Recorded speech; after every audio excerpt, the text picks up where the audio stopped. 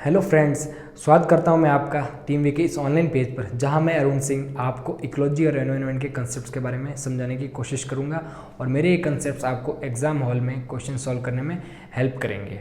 तो देखते हैं अब इकोलॉजी पारिस्थितिकी, और मैं आपको हिंदी और इंग्लिश दोनों में पढ़ाने की कोशिश करूँगा, क्योंकि जो हिंदी मीडियम वाले हैं उनके लिए भी हेल्प हो सके, एज वेल एज इंग्लिश में भी कोशिश करूँगा। तो लैंग्वेज बैरियर नहीं बनना चाहिए हमारी अंडरस्टैंडिंग के लिए और कंसेप्ट समझने के लिए, तो आप लैंग्वेज के लिए फ्लेक्सिबल रहें, ठीक है। और इकोलॉजी क्या होता है? इकोलॉजी ये है living beings, non living beings और एनवायरनमेंट। जो लिविंग बींग्स होती है, नॉन लिविंग बींग्स होती है और एनवायरनमेंट, तीनों की जो साथ में स्टडी होती है उसे इकोलॉजी कहते हैं। हिंदी में बताने के लिए जो जैव, अजैव और पर्यावरण की परस्पर प्रक्रियाओं का अध्ययन होता है उसे हम क्या कहेंगे? इकोलॉजी या पारिस्थितिकी कहेंगे। और इसके टाइप्स जो है एग्जाम के पर्सपेक्टिव से इम्पोर्टेंट नहीं है, बट आप समझने के लिए तो मैं आपके लिए पीडीएफ डाल दूंगा इसमें, ठीक है। इकोसिस्टम क्या होता है? इकोसिस्टम होता है लिविंग और नॉन लिविंग बींग्स की स्टडी होती है, जिसमें जैव और अजैव दोनों एग्जिस्ट करते हैं, उसे हम क्या कहेंगे? पारिस्थितिकी तंत्र कहते हैं। जिसमें पारिस्थितिकी तंत्र में अगर जनरल भाषा में बोले तो हमारे चारों ओर का जो पर्यावरण होता है, पेड़ पौधे होते हैं, पक्षी होते हैं, और जो भी आपने चारों तरफ पशु होते हैं, जानवर होते हैं, उन सबको हम पारिस्थितिकी तंत्र में काउंट कर सकते हैं, अगर जनरल भाषा में बताना चाहे तो। और उसके बाद क्या है? Qualities of an ecosystem. एक इकोसिस्टम की क्वालिटीज़ क्या क्या होती है, एक इकोसिस्टम में क्या क्या एग्जिस्ट करते हैं, कौन से जो प्राणी हैं उसमें पाए जाते हैं, उसमें लिविंग बींग्स कौन से होते हैं, नॉन लिविंग बींग कौन से होते हैं, एनवायरनमेंट में पाए जाने वाली जो थिंग्स होती है, जो पेड़ होते हैं, ट्री होते हैं, अपने पशु पक्षी होते हैं, पौधे होते हैं, और क्या क्या होते हैं, ह्यूमन होता है, जैसे एनिमल होता है, ठीक है। और उसके बाद क्या है? Components of an ecosystem. Ecosystem के कंपोनेंट्स, घटक बोले, हिंदी में बोलते हैं घटक क्या होते हैं? तो बायोटिक और अबायोटिक। बायोटिक और अबायोटिक क्या होता है? जैविक और अजैविक। जैविक में आएंगे तो अपन देखेंगे सबसे पहले प्रोड्यूसर्स होते हैं, उसके बाद होते हैं कंज्यूमर्स, और उसके बाद होते हैं डिकम्पोजर्स। प्रोड्यूसर्स क्या करते हैं? जो अपना खुद है भोजन बना सकते हैं, जो अपना फूड खुद मैनेज कर सकते हैं या बना सकते हैं, उन्हें हम कहते हैं प्रोड्यूसर्स। और कंज्यूमर्स होते हैं जो दूसरों पे डिपेंडेंट रहते हैं, दूसरों पे अपने भोजन के लिए डिपेंडेंट रहते हैं, उन्हें हम कंज्यूमर्स कहते हैं। और अगला है डिकम्पोजर्स। डिकम्पोजर्स में अपन देखते हैं जब मिट्टी के साथ जो कोई चीज़ कंपोज्ड हो जाती है उसे डिकम्पोज्ड कहा जाता है। तो डिकम्पोजर्स होते हैं वो ऐसे खाना बना लेते हैं। तो प्रोड्यूसर्स क्या हो गया? जो अपना खाना स्वयं बना लेते हैं, जो अपना फूड स्वयं मैनेज कर सकते हैं। और कंज्यूमर्स हो गया जो किसी दूसरे पे डिपेंड रहते हैं भोजन के लिए, किसी दूसरे पर। और जब अबायोटिक के लिए आएंगे, अबायोटिक के बारे में समझने की कोशिश करेंगे। तो अबायोटिक में होते हैं इनऑर्गेनिक, ऑर्गेनिक और फिजिकल कंपोनेंट। इनऑर्गेनिक कंपोनेंट में क्या होता है? इनऑर्गेनिक और ऑर्गेनिक ये साइंस की टर्म होती है, जिसमें कार्बन, ऑक्सीजन, फिनॉल, इनमें जो एनर्जी रिलीज होती है और जो प्रक्रिया होती है उसे हम अबायोटिक में लेते हैं और इनऑर्गेनिक में लेते हैं। फिजिकल क्या होती है? फिजिकल में वो होती है जैसे सनलाइट हो गया, टेम्परेचर हो गया, रेन हो गया, प्रेशर हो गया, ह्यूमिडिटी हो गई, ये सब जो भी है फिजिकल टर्म्स आती है। जो सूर्य की किरणें वाले हो गया, तापमान हो गया, जब बरसात हो गई, या दाब हो गया, या ह्यूमिडिटी, आर्द्रता को बोलते हैं। तो ये जो सब चीज़ें किस में आएगी? फिजिकल टर्म्स में आएगी, फिजिकल में आएगी, अबायोटिक के फिजिकल टाइप में आएगी। तो हमने समझा और समझने की कोशिश की कि इकोलॉजी क्या होता है, पारिस्थितिकी क्या होता है। इसकी डेफिनेशन इजी समझाने के लिए living beings, non living beings और एनवायरनमेंट तीनों के जो कॉम्बिनेशन में होता है उसे समझने की कोशिश की। वो क्या की कि इकोलॉजी की डेफिनेशन क्या होती है? लिविंग और नॉन लिविंग बींग्स और एनवायरनमेंट के साथ मिलकर जो परस्पर प्रक्रिया करते हैं उसे इकोलॉजी कहा जाता है, इकोलॉजी सिस्टम कहा जाता है।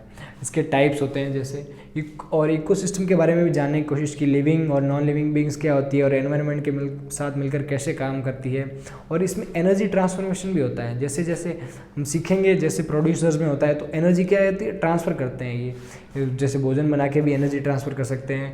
ये ऑर्गेनिक और इनऑर्गेनिक में भी एनर्जी ट्रांसफॉर्मेशन होती है। तो इन सभी जो बायोटिक और अबायोटिक प्रोसेस है इनमें एनर्जी ट्रांसफॉर्मेशन होती है।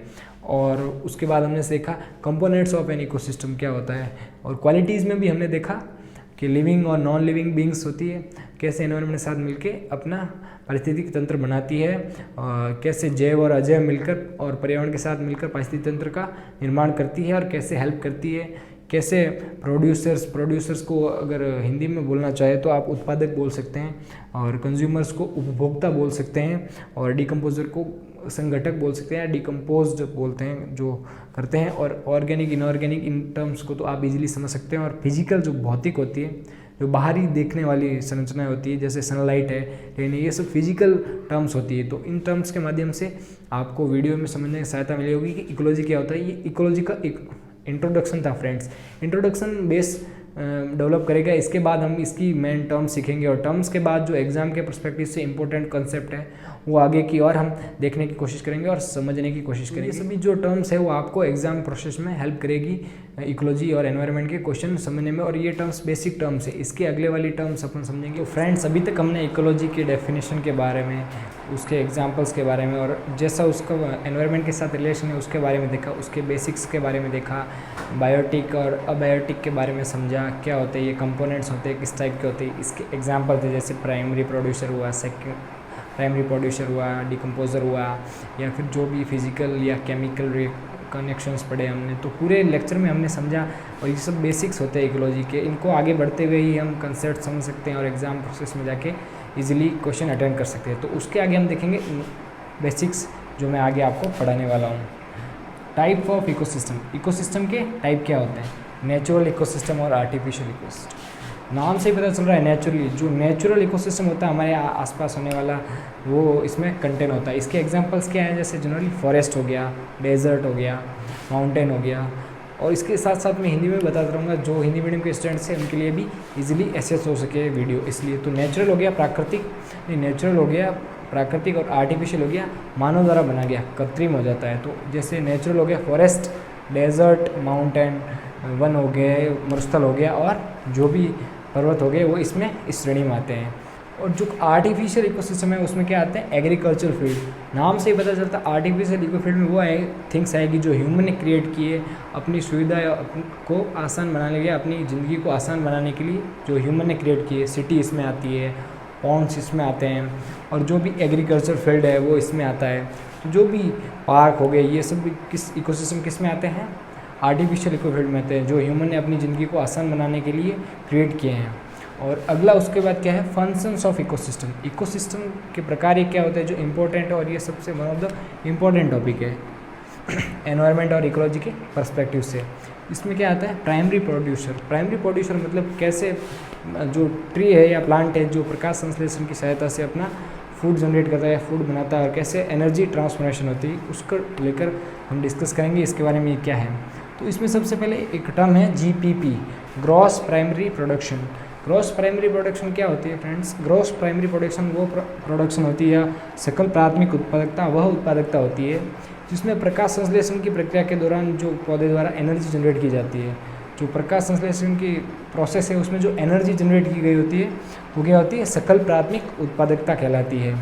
और उसके अलावा नेट प्राथमिक उत्पादकता, नेट प्राथमिक, अगली जो टर्म है नेट प्राइमरी प्रोडक्शन, NPP।